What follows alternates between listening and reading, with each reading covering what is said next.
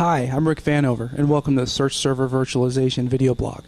I want to talk about the priority of doing a VDI proof of concept or a VDI pilot. The VDI is, in my opinion, the next frontier for me in my administrative reach. We're getting comfortable with the server space, and we want to get a feel for, is it possible to virtualize the desktops? And in doing that, it really requires some investment internally.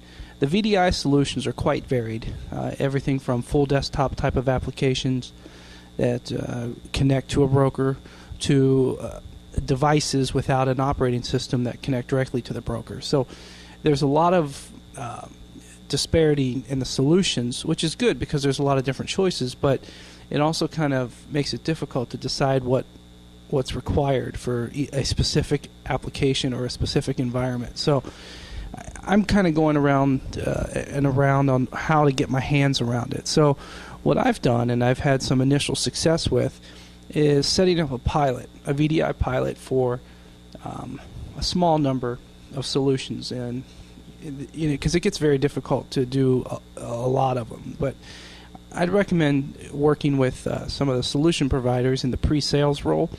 They can help you do a proof of concept pilot type of installation on your own equipment. Usually you can do this all over a WebEx or over the internet in a telephone type of configuration, and then you can really be up and going with a VDI solution pretty quickly. And it might be kind of basic or out of the box type of a configuration, but go through the drills and get your questions down, and then go back to your solution provider, and usually you can get answers to your questions that might lead you to a good understanding of what that solution is capable of doing.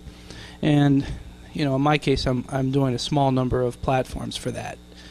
But I think that if you go through that drill with at least one or two different providers, you'll really get a feel for how VDI will work for you, and is that something that you want to do? Because a lot of people might not be ready to do VDI just yet.